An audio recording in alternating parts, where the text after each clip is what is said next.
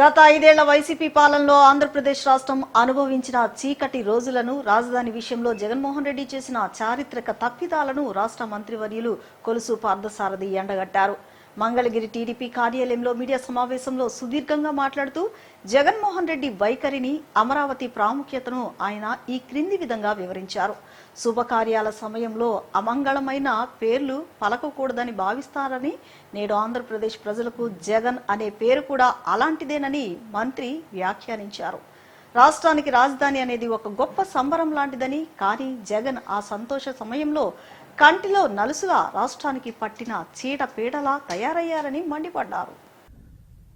జగన్మోహన్ రెడ్డి గారు రాష్ట్ర ప్రజలందరికీ సంతోష సమయంలో మేము పోరాడి సాధించుకున్నాం, మా రాష్ట్రానికి ఒక బ్రహ్మాండమైన రాజధాని రాబోతుంది అని సంతోషపడుతున్న సమయంలో ప్రతి ఒక్కరికి కూడా కంట్లో నలుసులాగా పడి ఇబ్బంది పెడుతున్నాడని చెప్పేసి నేను స్పష్టంగా చెప్పదలుచుకున్నానని చెప్పేసి మనం చేస్తాను. ఊరంతా ఒక దారి అయితే ఉల్లెత్తుది ఇంకో దారి అని చెప్పేసి ఏదో ఒక సామెత ఉంది, subject correction. YSR Congress party Jaganmohan Reddy గారిది కూడా అదే సామెతకి కరెక్ట్గా సరిపోయేటట్లుందని చెప్పేసి మనం చేస్తాను. దేశంలో ఉన్న రాజకీయ పక్షాలన్నీ అమరావతికి మద్దతు పలికితే వైఎస్ఆర్సీపీ మాత్రం పార్లమెంట్ నుంచి వాకౌట్ చేసేసింది. ఏదో ఈ రాష్ట్రానికి అన్యాయం జరిగిపోతున్నట్లు, అమరావతి వస్తే ప్రజలకి నష్టం జరుగుతున్నట్లు వాకౌట్ చేసింది. తర్వాత ఆయన చెప్తున్న మాటలు వింటుంటే 2019-2024 మధ్యలో ఏదైతే అభివృద్ధి వికేంద్రీకరణ రకరకాల మాటలు చెప్పారో అవన్నీ కూడా శుద్ధ అబద్ధాలని చెప్పేసి స్పష్టమైందని చెప్పేసి మనం చేస్తామని నేను వైఎస్ఆర్ కాంగ్రెస్ పార్టీ నాయకుల్ని, కార్యకర్తలు కూడా నేను ప్రశ్నిస్తామన్నా. నేను మీ పార్టీకి ఒక సిద్ధాంతం కానీ, మీ పార్టీ తీసుకునే నిర్ణయాల మీద నిలబడే దమ్ము, సత్తా కానీ, లేకపోతే ఈ రాష్ట్రం పట్ల ఒక విజన్ కానీ ఉందా అని చెప్పేసి నేను ప్రశ్నిస్తామన్నా. నేను 2019 ముందు ఇదే జగన్మోహన్ రెడ్డి గారు, చంద్రబాబు నాయుడు గారు రాజధాని ఎక్కడ ఏర్పాటు చేస్తే అక్కడికి సూట్ కేసు పట్టుకుని వెళ్ళటమే అని చెప్పిన మాట వాస్తవా కాదా? అసెంబ్లీలో అమరావతిని రాజధానిగా ప్రకటించినప్పుడు సపోర్ట్ చేసిన మాట వాస్తవా కాదా అని చెప్పేసి అడుగుతా ఉన్నాను. ఆంధ్రుల ప్రజా రాజధాని అమరావతికి భారత పార్లమెంట్లో చట్టబద్ధత కల్పించిన సందర్భంగా ఆంధ్రప్రదేశ్ రాష్ట్ర అభివృద్ధి, అమరావతి మహాజ్వాల అభివృద్ధి, రాష్ట్ర ప్రజలకు అన్నింటా సర్వత్రా విజయాలు సంప్రాప్తించాలనే సంకల్పంతో సంకష్టహర చతుర్థి పురస్కరించుకుని దేవస్థానం పాత యాగశాలలో గణపతి హోమం, నవచండీ హోమాన్ని నిర్వహించారు. ఆలయ ధర్మకర్తల మండలి చైర్మన్ బొర్రా రాధాకృష్ణ, కార్యనిర్వహణాధికారి వికే సీనా నాయక్, ధర్మకర్తల మండలి సభ్యులు కళావతి, సరోజినీదేవి, ప్రత్యేక ఆహ్వానితులు వి శంకర్బాబు తదితరులు ప్రత్యేక పూజలో పాల్గొన్నారు. అనంతరం పూర్ణాహుతి కార్యక్రమం జరిగింది. ఆలయ స్థానాచార్య వి శివప్రసాద్ శర్మ, ఉప ప్రధాన అర్చకులు కోటా ప్రసాద్ ఆధ్వర్యంలో ప్రత్యేక పూజలు నిర్వహించారు. ఆంధ్రుల రాజధాని విషయంలో ముఖ్యమంత్రి వారి సంకల్పం నెరవేరాలని, రాష్ట్ర ప్రజలందరూ అభివృద్ధి ఫలాలు పొందాలని సంకష్టహర చతుర్థి సందర్భంగా శ్రీ కనకదుర్గ అమ్మవారిని వేడుకుంటున్నట్లు ఆలయ చైర్మన్ ఈవో తెలిపారు. రాజధాని అమరావతికి భారత పార్లమెంటులో చట్టబద్ధత కల్పించిన సందర్భంగా ఈరోజు దుర్గా మల్లేశ్వరుల దర్శనం కోసం విచ్చేసిన భక్తులకు ఉచిత ప్రసాదం, అమ్మవారి లడ్డూ ప్రసాదం పంపిణీని చైర్మన్ ఈవో అర్చకులు ప్రారంభించారు. 5వ తారీఖు నాడు కూడా ఆదివారం సంక్రాంతి చతుర్థి సందర్భంగా ఆ గణపతి విఘ్నేశ్వరస్వామికి మనం అభిషేకం చేసుకొని యథాప్రకారం భక్త్యాలు చేసినట్టుగానే మరి ముఖ్యంగా ఈరోజు విశేషం ఏంటంటే మనం నవహోమం 9 మంది పండితులతో ఇవాళ మన ట్రస్ట్ నవచండీ హోమం ఇవాళ మా ట్రస్ట్ బోర్డు సభ్యులు, మన ఈవో గారు, అర్చక స్వాములు, స్థానాచార్యుల వారు మరి పండితుల సమక్షంలో ఇవాళ మనకి రాజధాని, ఈ ఆంధ్రప్రదేశ్కి రాజధాని అనేది అమరావతిగా అఫీషియల్గా మరి ఎంతో కాలం ఎదురు చూస్తున్నది మన పార్లమెంట్లో కానీ రాజ్యసభలో కానీ ఆమోదం జరిగింది. రాష్ట్రం అంతా కూడా పండగలాగా జరుపుకుంటున్నారు 4 రోజుల నుంచి. ఆ క్రమంలో మేము కూడా మన తల్లి ఆ దుర్గాభవాని ఇంద్రకీలాద్రి ఆ తల్లి సమక్షంలో ఈరోజు ఇవాళ ఈ కార్యక్రమం చేసుకున్నాం. ఈ అత్యంత వైభవంగా పండితులు దీన్ని ఆ 2 గంటల నుంచి చేశారు. మేము ఈ రాష్ట్రం బాగుండాలని, ఈ రాష్ట్రం మన రాష్ట్ర అమరావతి రాజధాని అతి వేగంగా స్పీడ్గా అభివృద్ధి చెందాలని, మరి అట్లాగే మన ముఖ్యమంత్రి వర్యులు చంద్రబాబు నాయుడు గారికి శక్తి ఆ తల్లి దుర్గాభవాన్ని ప్రసాదించి ఈ రాష్ట్రాన్ని అభివృద్ధి పదంలో నడపాలని, ఆంధ్రప్రదేశ్కు శాశ్వత రాజధాని పార్లమెంట్లో బిల్లు పాస్ అవ్వగానే ఆ రోజే అనుకున్నాం. అయితే ఈరోజు సంకటహర చతుర్థి సందర్భంగా నవచండీ హోమం చేస్తూ ముఖ్యంగా మన రాష్ట్ర ముఖ్యమంత్రి శ్రీ నారా చంద్రబాబు నాయుడు గారు, అదేవిధంగా ఉప ముఖ్యమంత్రి వర్యులు పవన్ కళ్యాణ్ గారు, మా మంత్రివర్యులు ఆనం రామనారాయణ గారు, అదేవిధంగా మన యువ నాయకుడు లోకేష్ బాబు గారు, వారందరికీ కూడా మంచి శక్తినివ్వాలి. ఆంధ్రప్రదేశ్ రాష్ట్రం ప్రజలందరూ కూడా సుఖ సంతోషాలతో ఉండాలి. ఈ యొక్క రాజధానికి సంబంధించిన ప్రక్రియ ఇక మున్ముందుకు వేగవంతం అవ్వాలి. ఆ విధంగా అమ్మవారి ఆశీస్సులు ఈ రాష్ట్ర ప్రభుత్వంపై ఉండాలని ఆకాంక్షిస్తూ ఈరోజు ప్రత్యేకంగా చైర్మన్ గారు మరియు వైదిక సిబ్బంది అందరితో కూడా 2-3 రోజుల నుంచి మాట్లాడి వచ్చే భక్తులందరికీ కూడా లడ్డు ప్రసాదం పంపిస్తూ ఈరోజు దాదాపు 3 గంటల సేపు ఈ నవచండీ హోమం చేస్తూ ఈ యొక్క బలాన్ని కానీ, శక్తిని కానీ, ఆ ఎనర్జీని కానీ రాష్ట్ర ప్రభుత్వానికి అందించాలని చెప్పేసి అమ్మవారిని ప్రత్యేకంగా పూజలు చేసుకోవడం జరిగింది. భవిష్యత్తులో ప్రభుత్వం తరపు నుంచి ఏ ఇష్యూ అయినా వేగవంతంగా జరిగి ప్రజలందరూ సుఖ సంతోషాలతో ఉండి ప్రభుత్వం స్థిరంగా ఉండి పరిపాలించాలనే ఉద్దేశంతో ఈరోజు ప్రత్యేకమైన పూజలు చేసుకుంటూ ఈ యొక్క కార్యక్రమాన్ని చేపట్టడం జరిగింది. చైర్మన్ గారు చెప్పినట్టుగా ఆ రైతులందరినీ ఒకరోజు ఆహ్వానించి అమ్మవారి దర్శనం చేయించి వాళ్ళందరినీ కూడా మంచిగా జరగాలని చెప్పి భవిష్యత్తులో ఇంకా మంచి మంచి కార్యక్రమాలు చేయాలని చెప్పేసి కోరుకుంటూ ఈ అవకాశం ఇచ్చిన వాళ్ళందరికీ కూడా ప్రత్యేక ధన్యవాదాలు. सर्वस्वरूपे सर्वेशे सर्वशक्ति समन्विते భయేభ్యస్త్రాహినో దేవి దుర్గే దేవి నమోస్తుతే. జగన్మాత దుర్గాదేవి ఆలయంలో ఈరోజు సంకష్టహర చతుర్థి పర్వదినము. సంకష్టము అంటే కష్టములన్నీ కూడాను నివారణ అయ్యేటటువంటి ఇదన్నమాట.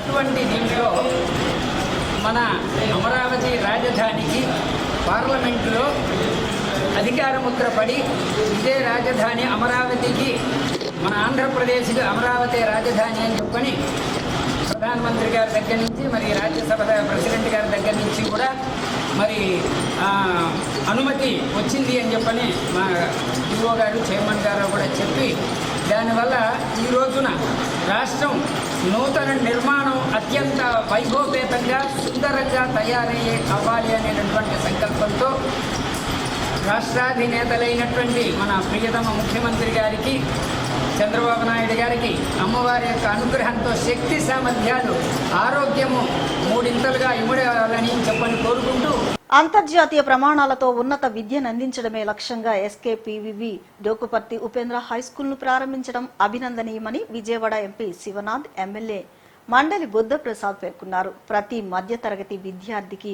ఉన్నత ప్రమాణాలతో విద్యను అందిస్తున్న ఎస్కేపీవీవి హిందూ హై స్కూల్స్ కమిటీ తమ నూతన ఎస్కేపీవీవి డోకుపర్తి ఉపేంద్ర హై స్కూల్ ను జక్కంపూడిలో రాజధానికి దగ్గరగా నిర్మాణం చేయడం ముదాహమని అన్నారు. రానున్న కాలంలో మరెంతో మందిని ప్రతిభావంతులైన విద్యార్థులుగా తీర్చిదిద్దుతామని ఆయన ఆకాంక్షించారు.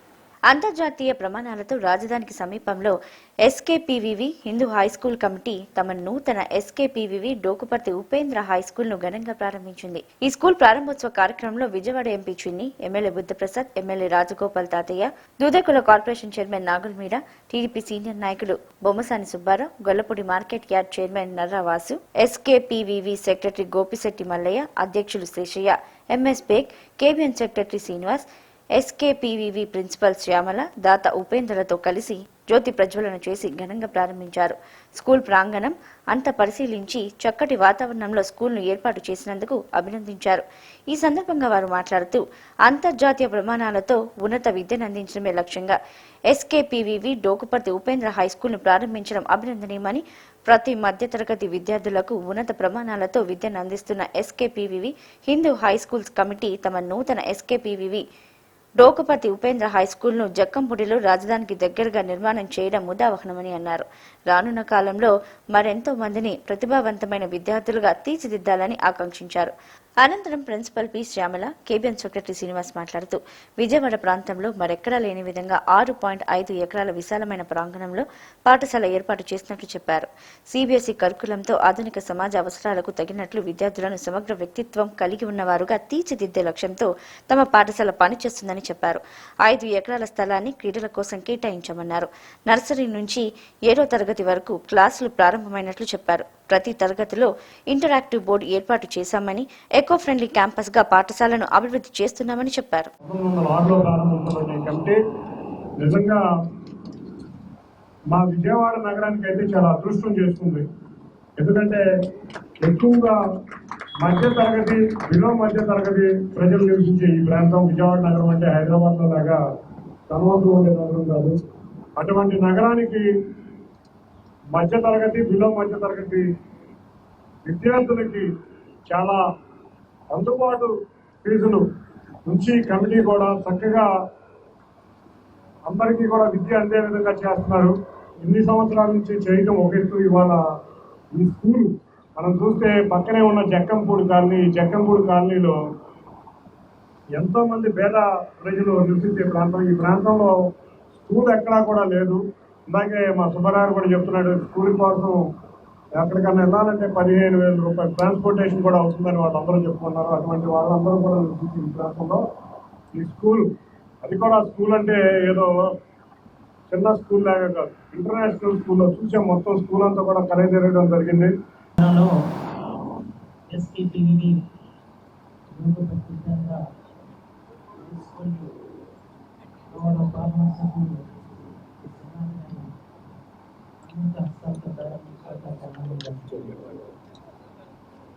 ఇప్పటికే ఎస్కేపీవీ హిందూ స్కూల్స్ కమిటీ వారు దాదాపు 3 విద్యా సంస్థలు నిర్వహిస్తూ దాదాపు 15,000 మంది విద్యార్థులతో 12 సిబ్బందితో ఈ విజయవాడ నగరానికి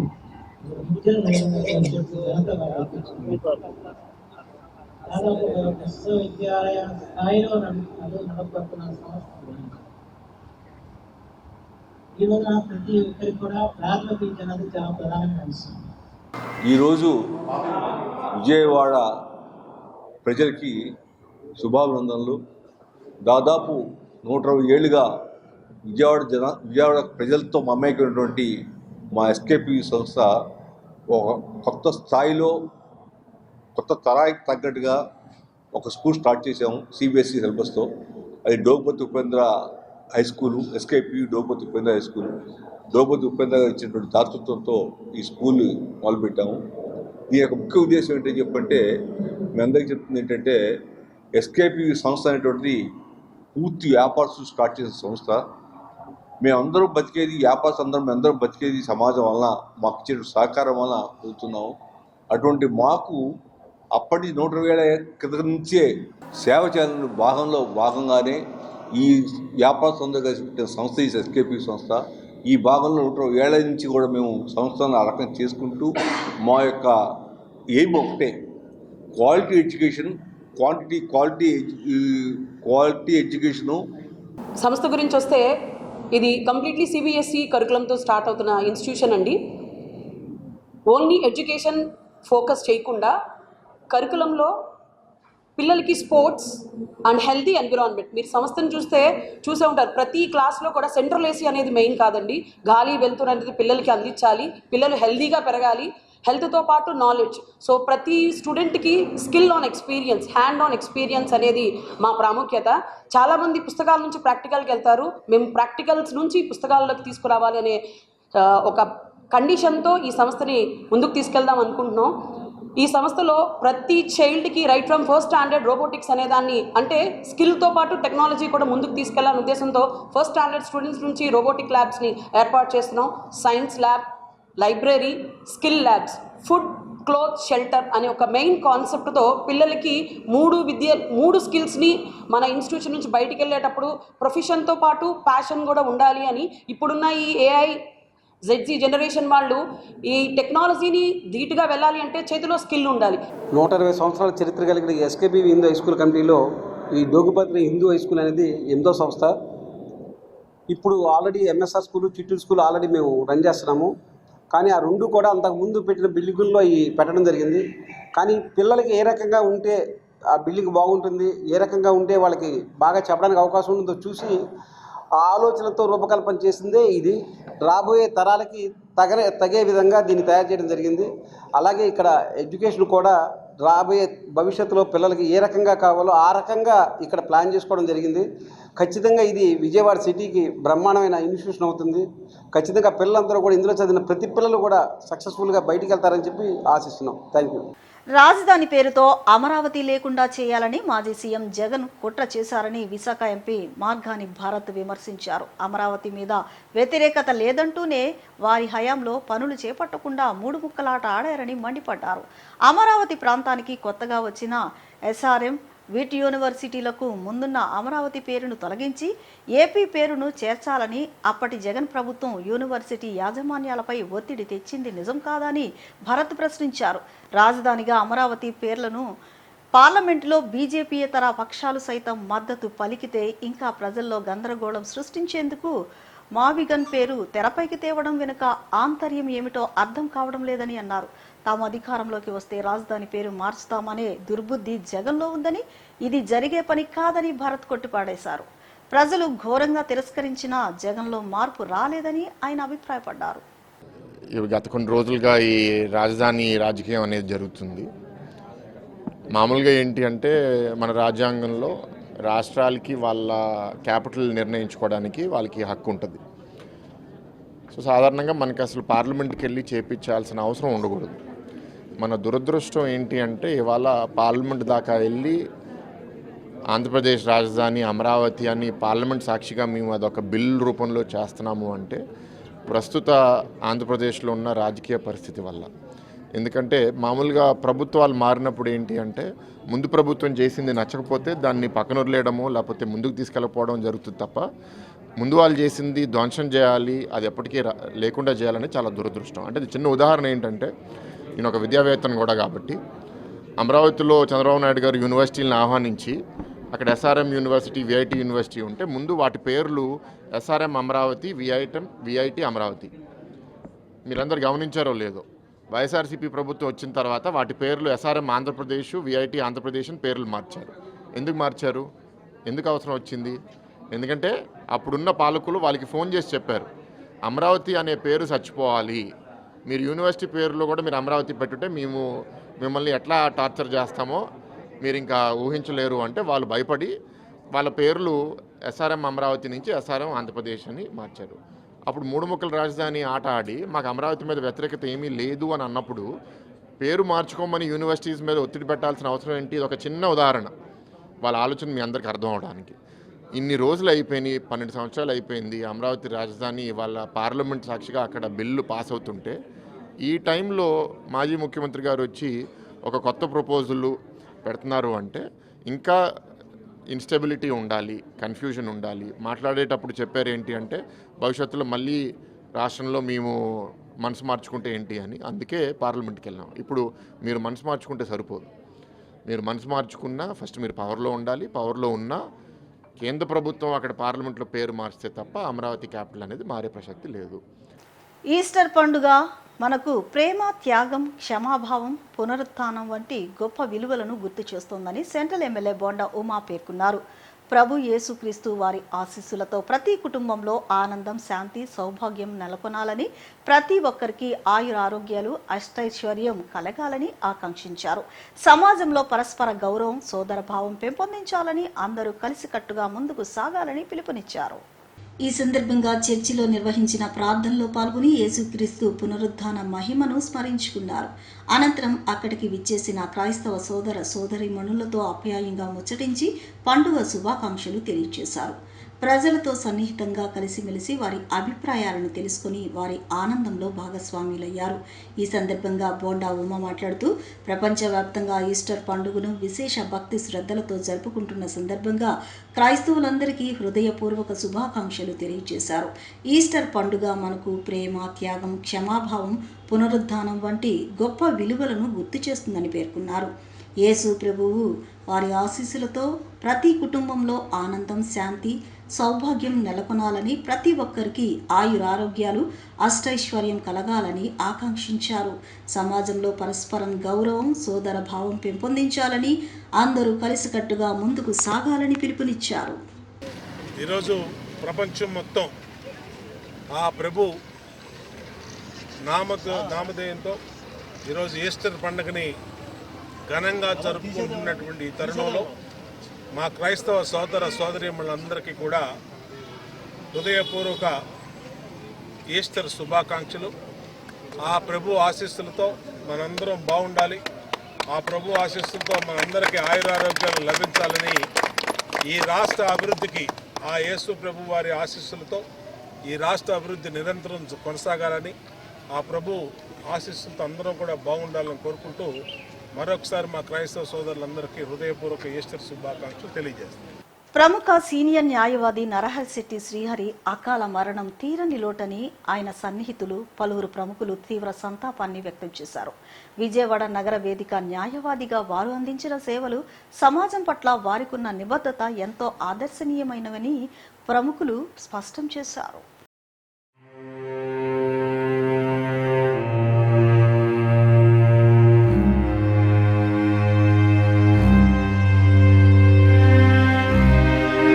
ప్రముఖ సీనియర్ న్యాయవాది నరహరిశెట్టి శ్రీహరి అకాల మరణం తమకు తీరని లోటని ఆయన సన్నిహితులు, పలువురు ప్రముఖులు తీవ్ర సంతాపాన్ని తెలియజేశారు.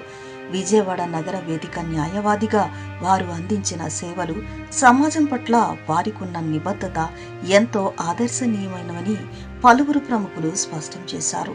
తూర్పు నియోజకవర్గంలోని ఒక ఫంక్షన్ హాల్లో ప్రముఖ న్యాయవాది నరహరిశెట్టి శ్రీహరి దశదిన కర్మ నిర్వహించారు. ఈ సందర్భంగా శ్రీహరి చిత్రపటానికి కాంగ్రెస్ నాయకులు, ప్రముఖ వ్యాపారవేత్తలు, పారిశ్రామికవేత్తలు, న్యాయవాదులు పెద్ద ఎత్తున తరలి వచ్చి పూలమాలలు వేసి నివాళులర్పించారు. ప్రముఖ వ్యాపారవేత్త ఆకుల శ్రీనివాసరావు కార్యక్రమాన్ని నిర్వహించారు. వారి పవిత్ర ఆత్మకు ఆ భగవంతుడు సంపూర్ణ శాంతిని చేకూర్చాలని మనసారా ప్రార్థిస్తున్నామని వారి కుటుంబ సభ్యులు తెలిపారు. నరహరిశెట్టి శ్రీహరి కుటుంబ సభ్యులకు ఈ కష్ట సమయంలో మనోధైర్యాన్ని ప్రసాదించాలని కోరుకుంటున్నామని పలువురు ప్రముఖులు చెప్పారు. తమతో గడిపిన శ్రీహరి మధుర స్మృతులు, విడిచి వెళ్లిన జ్ఞాపకాలు, ఆశయాలు ఎల్లప్పుడూ సజీవంగా ఉంటాయని చెప్పారు. ఈ కార్యక్రమంలో మాజీ chief justice Seshasai, consumer court జిల్లా జడ్జి చిరంజీవి, మాజీ ఎమ్మెల్యే కిలారు రోసయ్య, సెంట్రల్ నియోజకవర్గ శాసనసభ్యులు బోండా ఉమామహేశ్వరరావు, తూర్పు నియోజకవర్గం శాసనసభ్యులు గద్దె రామ్మోహన్ రావు, ఎన్టీఆర్ జిల్లా జనసేన అధ్యక్షులు మాజీ ఎమ్మెల్యే సామినేని ఉదయభాను, అవనిగడ్డ శాసనసభ్యులు మండలి బుద్ధప్రసాద్, మాజీ ఎమ్మెల్యే మల్లాది విష్ణు, మాజీ MLA Yalamanchili Ravi, bar council member Sunkara Rajendra Prasad, Bezawada bar association president Lakshminarayana, secretary Kiran Kumar, YSRCP NTR జిల్లా అధ్యక్షులు దేవినేని అవినాష్, ప్రముఖ న్యాయవాదులు పిల్లా రవి, సంపర శ్రీనివాసరావు, గురునాథం, ప్రముఖ వ్యాపారవేత్తలు ఆకుల శ్రీనివాసరావు, కొణిజేటి రమేష్, దివంగత నేత వంగవీటి రంగా కుమార్తె వంగవీటి ఆశ తదితరులు పాల్గొన్నారు.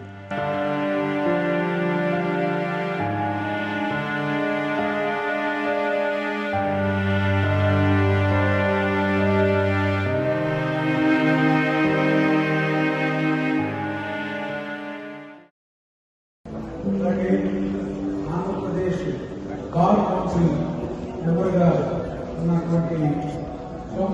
ప్రసాద్ గారు కూడా ధన్యవాదాలు అర్పిస్తున్నారు. వైసీపీ ప్రశ్నలకు సమాధానం చెప్పే ధైర్యం చంద్రబాబుకు ఉందా అంటూ మాజీ మంత్రి వెల్లంపల్లి శ్రీనివాసరావు ప్రశ్నించారు. అమరావతి పేరుతో ప్రజలను చంద్రబాబు మోసం చేస్తున్నారంటూ దుయ్యబట్టారు. గ్రీన్ జోన్ పేరు చెప్పి చంద్రబాబు రైతులను తీవ్ర ఇబ్బందులు పెడుతున్నారని, టీడీపీ 7 ఏళ్ల పాలనలో విజయవాడకు ఏం చేశారో చంద్రబాబు చెప్పాలంటూ వెల్లంపల్లి డిమాండ్ చేశారు. వైసీపీ హయాంలో విజయవాడలో అభివృద్ధి పరుగులు పెట్టింది కేవలం 20,000 కోట్లతో అద్భుతమైన రాజధానిని నిర్మించుకోవచ్చు. వెస్ట్ బైపాస్ లో 10% పనులను ఎందుకు ఆపుతున్నారు? పోర్టు, రైల్వే స్టేషన్ కలిస్తే అభివృద్ధి శరవేగంగా జరుగుతోంది. ప్రతి ఒక్కరూ మా విగన్ ప్రతిపాదనను స్వాగతిస్తున్నారని వెల్లంపల్లి పేర్కొన్నారు. ఇప్పుడు 2 సంవత్సరాలు పరిపాలన చేశారు. మీరు 7 ఏళ్లలో అమరావతిలో మీరు చేసింది ఏంటని చూపెట్టే దమ్ము ధైర్యం మీకుందా? అది కాకుండా కేవలం ప్రజల్ని మభ్యపెట్టి ప్రజల్ని ఏమార్చే విధంగా మిగతా వాళ్ళు చేసే తప్పుల్ని ఎత్తు చూపెట్టకుండా కేవలం అమరావతి గురించి మాట్లాడుకునే విధంగా ప్రజల్ని బ్రహ్మలో తీసుకెళ్ళడానికి తప్ప మీరు చేసినది ఏది కూడా ఇవన్నీ డ్రామాలని చెప్పి ప్రజలందరికీ కూడా తెలుసు. అదేవిధంగా పోనీ బిల్లు అయ్యేంత వరకు ఒక విధంగా మాట్లాడారు. ఇప్పుడు బిల్లు అయిన తర్వాత చంద్రబాబు నాయుడు ఏం మాట్లాడుతున్నాడు? రాజధాని అనేది నిరంతర ప్రక్రియ అంట, ఎప్పుడు పూర్తవుతో చెప్పలేడంట. గతంలో 2028 ముందే మేము అన్ని ప్రారంభిస్తామని చెప్పని మీ నోటితోనే చెప్పింది. మీ కూటమి నాయకులందరూ కూడా డబ్బాలు కొట్టారు కదా. 28 కల్లా మేము అమరావతిని పూర్తి చేస్తామని చెప్పిన వ్యక్తులు ఇది నిరంతరం అవుతుంది, అమరావతి అనేది 5-6 బిల్డింగులతో అయ్యేది కాదు అని చెప్పని ఏదేదో మీరే మళ్ళీ మాట్లాడుతున్నారు కదా. అంటే మీరు ప్రజల్ని మోసం చేస్తున్నట్టే కదా. మీరు ఆధ్యాత్మిక కార్యక్రమాలు సమాజంలో ఐక్యత, సౌహార్దత, ధార్మిక చైతన్యాన్ని పెంపొందిస్తాయని సెంట్రల్ ఎమ్మెల్యే బోండా ఉమా పేర్కొన్నారు. ప్రతి ఒక్కరూ భక్తి మార్గంలో నడుస్తూ సమాజ సేవలో భాగస్వామ్యులు కావాలని పిలుపునిచ్చారు. అదేవిధంగా ఆలయ అభివృద్ధికి అవసరమైన సహకారం అందించేందుకు ఎల్లప్పుడూ సిద్ధంగా ఉంటామని, స్థానిక ప్రజల అభ్యున్నతికి ప్రభుత్వం కట్టుబడి పనిచేస్తుందని హామీ ఇచ్చారు. శ్రీరామనవమి పందిరి సెంట్రల్ నియోజకవర్గ పరిధిలోని శ్రీనగర్ 1వ లైన్లో మధురానగర్ శ్రీరాముల వారి ఆలయం వద్ద ఘనంగా నిర్వహించిన శ్రీ సీతారాముల కళ్యాణ మహోత్సవ వేడుకల్లో సెంట్రల్ శాసనసభ్యులు బోండా ఉమామహేశ్వరరావు పాల్గొన్నారు. ఈ సందర్భంగా ముందుగా శ్రీ సీతారాముల వారి దర్శనం చేసి ప్రత్యేక పూజలు నిర్వహించి దైవ ఆశీర్వచనం స్వీకరించారు. ఆధ్యాత్మిక వాతావరణంలో భక్తులు ఎంతో భక్తి శ్రద్ధలతో పాల్గొన్నారు. అనంతరం కొబ్బరికాయ కొట్టి అన్న సంతర్పణ కార్యక్రమాన్ని ఎమ్మెల్యే బోండా ఉమా ప్రారంభించారు. స్వయంగా భక్తులకు అన్నదానం చేశారు. ఈ సందర్భంగా బోండా ఉమా మాట్లాడుతూ శ్రీ సీతారాముల కళ్యాణం మన సంస్కృతికి ప్రతీకగా నిలుస్తుందని, ఇలాంటి ఆధ్యాత్మిక కార్యక్రమాలు సమాజంలో ఐక్యత, సౌహార్దత, ధార్మిక చైతన్యాన్ని పెంపొందిస్తాయని పేర్కొన్నారు. ప్రతి ఒక్కరూ భక్తి మార్గంలో నడుస్తూ సమాజ సేవలో భాగస్వాములు కావాలని పిలుపునిచ్చారు. అదేవిధంగా ఆలయ అభివృద్ధికి అవసరమైన సహకారం అందించేందుకు ఎల్లప్పుడూ సిద్ధంగా ఉంటామని, స్థానిక ప్రజల అభ్యున్నతికి ప్రభుత్వం కట్టుబడి పనిచేస్తుందని హామీ ఇచ్చారు. మాజీ కార్పొరేటర్ పెన్నమరాజు త్రిమూర్తిరాజు, సింగం వెంకన్న, కొండ మాలకొండయ్య, గడ్డం శ్రీనివాసరావు, మేడసాని చంద్రశేఖర్, దేవవరపు మాల్యాద్రి, సింగి వెంకటేశ్వరరావు, పార్టీ నాయకులు, ఆలయ కమిటీ సభ్యులు, భక్తులు భారీ సంఖ్యలో పాల్గొని వేడుకలను విజయవంతం చేశారు. యేసుక్రీస్తు ప్రభువు పునరుత్థానం చెందిన మహోన్నత రోజు ఈస్టర్ పండుగగా క్రైస్తవులందరూ ఎంతో సంతోషంగా జరుపుకుంటారని పెజ్జోనిపేట మరియమాత మోక్షారోహణ దేవాలయం విచారణ గురువులు గువ్వల బాలరాజు తెలిపారు. క్రైస్తవులు పునరుత్థాన శక్తితో ఆధ్యాత్మికంగా పునీతులు కావాలని అన్నారు. పెజ్జోనిపేట మరియమాత మోక్షారోపణ దేవాలయంలో ఈస్టర్ వేడుకను ఘనంగా నిర్వహించారు. చర్చిలలో ప్రత్యేక దివ్య బలి పూజ నిర్వహించారు. ఈ సందర్భంగా చర్చ్ విచారణ గురువు గువ్వల బాలరాజు మాట్లాడుతూ యేసుక్రీస్తు శుభ శుక్రవారం రోజున శిలువ శ్రమను, శిలువ మరణమును అనుభవించి 3వ దినము ఆదివారంన పునరుత్థానము అయ్యారని చెప్పారు. ఆయన తన రక్తముతో పాపాలను కడిగి క్షమా గుణాన్ని అందించారన్నారు. క్రీస్తు ప్రభు పట్ల విశ్వాసము కలిగిన వారికి ఆయన అనుగ్రహం ఎల్లవేళలా ఉంటుందన్నారు. ప్రభు చూపిన మార్గంలో శాంతి, సహనం, పరస్పర సహకార గుణాలతో అన్ని వర్గాలు జీవించాలని సూచించారు. క్రైస్తవులు పునరుత్థాన శక్తితో ఆధ్యాత్మికంగా పునీతులు కావాలన్నారు. ఈ వేడుకలో స్థానిక క్రైస్తవులు పెద్ద ఎత్తున పాల్గొని ప్రత్యేక ప్రార్థనలు చేశారు.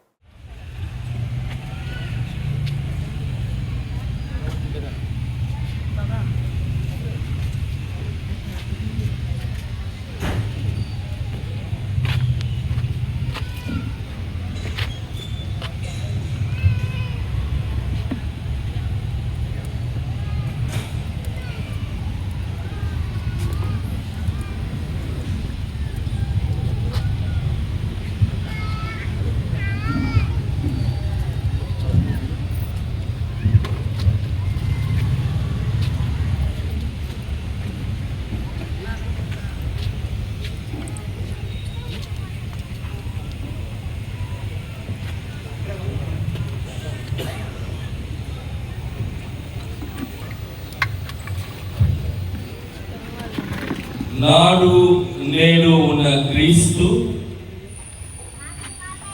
ఆదియును అంతమును అల్ఫా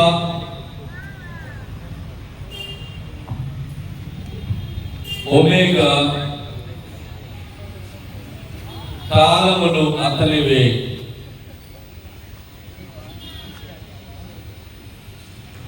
యుగ యుగములను అతని అధీనమే. అతనికే మహిమాధికారములు.